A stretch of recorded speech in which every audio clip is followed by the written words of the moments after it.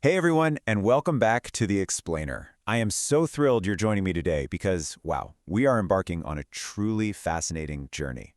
Today, we're looking at this incredible metaphor, a massive, infinite treasury of mercy, and we're going to figure out exactly how to find the keys to unlock the whole shebang. So if you have literally ever felt completely overwhelmed by the sheer weight of life's endless demands, well, this one is absolutely for you. Let's dive right in.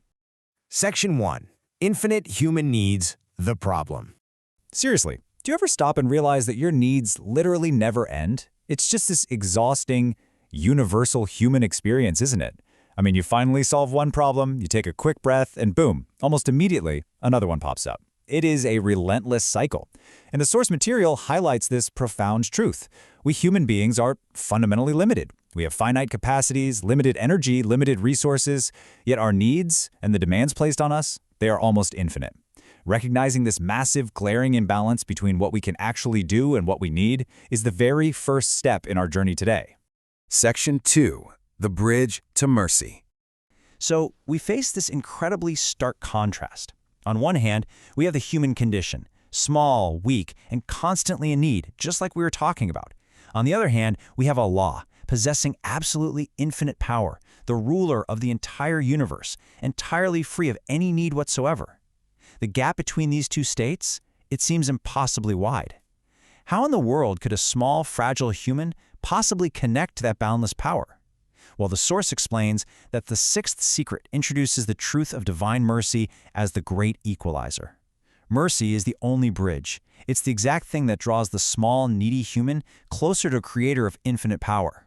But, a bridge requires a key to access it. Section 3. The First Key, Bismillah. Now, the Bismillah isn't just some traditional phrase or a mechanical, ritualistic thing you just mumble. When you say it, you are making a massive psychological and spiritual declaration. You're saying, I am not starting in my own name and by myself, but in the name of Allah. Just think about how liberating that is. It completely shifts the burden of those infinite needs we talked about earlier. You're acknowledging your own weakness and actively connecting your actions to ultimate infinite power. This is the core of Bismillah ila rahmata ula shmak, reaching mercy through the Bismillah. It means realizing you are never ever acting alone. You are stepping forward fully backed by the ultimate treasury of power and compassion. Section 4. The second key, Salawat. So, while the Bismillah connects our actions to the divine, the Salawat connects us to a very specific path. As the source tells us, the Salawat is a prayer of mercy and peace for the Prophet, who is sent as a mercy to the worlds. But it's honestly so much more than just a greeting. It is a direct, active reminder to connect with traits like compassion, honesty, patience, and servitude. It's a prompt that reminds us to actively embody those prophetic characteristics in our own day-to-day lives. It's really about tracing the footsteps of the one who beautifully demonstrated exactly how to live a life totally enveloped in mercy. Section 5. Intention, not magic.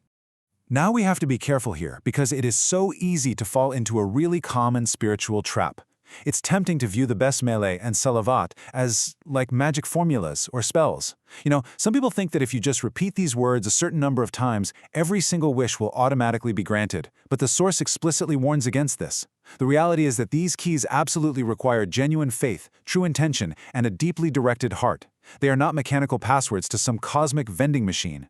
The words themselves only carry weight when they are fueled by your true inner orientation and sincerity. Section 6.